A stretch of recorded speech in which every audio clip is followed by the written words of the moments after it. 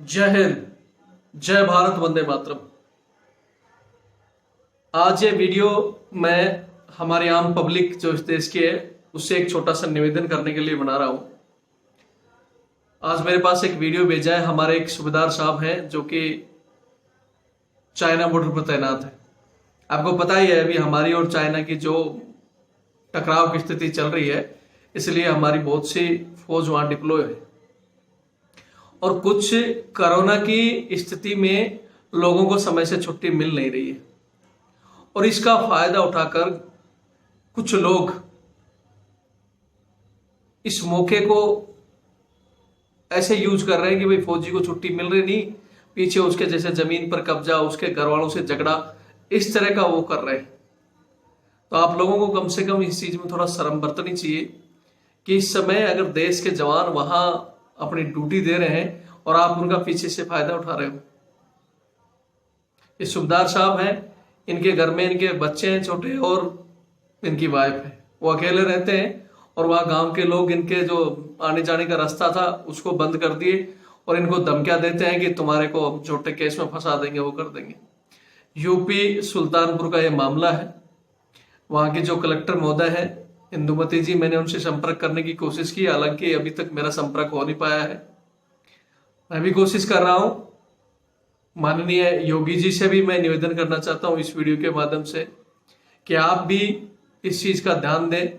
और UP police इस समय बहुत एक्टिव है, बहुत अच्छे काम कर रही है।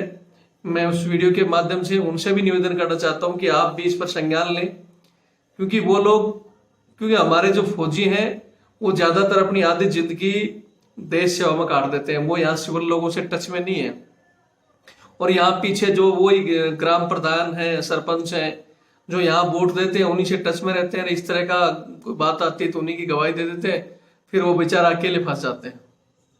तो मैं चाहता हूँ इस वीडियो को देखें और उनकी मदद करें। और आम पब्लिक से एक बार फिर निवेदन करना चाहता हूँ कि वो भी एक इंसान है। हालांकि हो सकता है कि गलती उनकी हो या किसी की भी हो, लेकिन गांव पंचायत और आप लोग कम से कम जब वो आए तब फैसला करो, या तो उनके बच्चों के ऊपर इस तरह मत चढ़ो। और थोड़ा जो भी इस तरह के दबंग लोग हैं जो एक जमीन पर कब्जा करते हैं, मैंने बहुत सी वीडियो में कहा कि कम से कम यार फौजी को तो बख्श दो, उसकी खून पसीने की कमाई है, आप उसको हड़पने की कोशिश कर रहे हो। कहीं ना कहीं घूम फिर के ऐसी जगह से निकलेगी जहां पता भी नहीं चलेगा, क्योंकि आज का ये युग है, ऊपर भी कंप्यूटर लेकर बैठे हैं। पहले बोलते थे कि पता नहीं दूसरे जन्म में या तीसरे जन्म में कुछ मिलता था, लेकिन आज यहीं की यहीं आपको मिल जाएगा। तो इस तरह ना करें। और इस वीडियो में एक मैं हमारे जो जवान हैं फौजी, उनसे भी निवेदन करना चाहता हूं कि आप लोग भी जब छुट्टी आते हो या ड्यूटी खत्म करने के बाद, जब भी आपको मिलता है रिटायरमेंट में या उससे पहले जब भी आते हो, तो लोगों से टच में रहो। आप अपने आप को इस तरह मत मानो कि हम तो बस फौजी हो गए तो हमारा काम सिर्फ देश सेवा है और दुनिया से कुछ लेना देना नहीं। आप कुछ लोगों की यही सोच कि बस मेरी ड्यूटी भला और मैं भला, छुट्टी काटी आए अपने बस घर में छुट्टी काट के और चले गए। इसी वजह से इस तरह की प्रॉब्लमें आपको फेस करनी पड़ती हैं। इसलिए भागीदारी लो, गांव के कामों में लोगों से मिले जुलो, छुट्टी का कुछ समय इनमें भी बिताओ।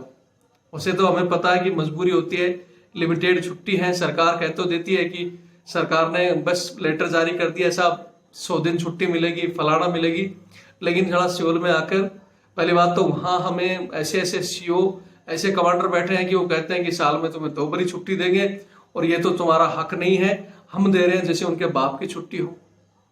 मतलब जवान तो उधर अधिकारियों से परेशान, इधर सिविल जनता कुछ करती है, इधर कहीं सिविल किसी डिपार्टमेंट में जाना हो तो फिर लाइन लगाकर खड़े हो, वहां भी उसके काम नहीं पाते। इस वजह से वजह भी हैं, लेकिन उनमें भी कोशिश करो समय निकालकर आम पब्लिक से आपका मिलाप होना चाहिए। फिर कई बार स्थिति क्या है, रिटायर होने के बाद में भी आते ही आप दूसरा जॉब पकड़े और फिर दिन दुनिया से अलग हो जाते हो। बच्चे आपके इस तरह की प्रॉब्लम फेस करते हैं, बच्चों को कोशिश करो काबिल बनाओ। इतना नहीं कि उनको 100 साल का जोड़ने का सोचोगे तो वो आलसी बनेंगे। पढ़ाई लिखाई करवाओ, उनको काबिल बनाओ ताकि वो अपने पैरों पर खड़ा हो सके। खैर मैं ज्यादा लेक्चर नहीं देना चाहता। आज का मकसद है कि इनके सूबेदार साहब के बच्चों को न्याय मिले और उनकी जो जमीन का झगड़ा है उसको सरकार देखे। जय हिंद, जय भारत, वंदे मातरम। नमस्ते रविंदर जी, मैं अभिषेक यादव, जिला सुल्तानपुर, गांव पूरे जद्दू, पोस्ट बारौली, थाना दमोह, तहसील सुल्तानपुर का निवासी हूं। मेरे पापा आर्मी में सूबेदार के पद पे हैं, जो कि इस समय अपनी ड्यूटी चाइना बॉर्डर पर दे रहे हैं। वो पिछले कई महीनों से घर नहीं आ पाए हैं, जिसके कारण पड़ोसी हमारी ज़मीन कब्जा कर ले रहे हैं। उसी ज़मीन में हमारा कुआं है, मंदिर है, जिसको वो तोड़ रहे हैं, और उसी ज़मीन से हमारा रास्ता गया हुआ था, उसको उसमें खुदाई कर दिए हैं, जिसके कारण हम लोग आ जा नहीं पाते हैं। जाते समय रोकते हैं कि इधर से नहीं आना जाना है, और आते जाते समय वो लोग मारपीट की धमकी देते हैं, गाली गलौज करते हैं। जिन्होंने कब्जा किया है उनके नाम हैं राम मिलन यादव, राम रूप यादव, राजदेव यादव, जंगली यादव, अनिल यादव, सुनील यादव, धर्मराज यादव, चंदन यादव। ये सब हमेशा मारपीट की धमकी देते रहते हैं। हम दो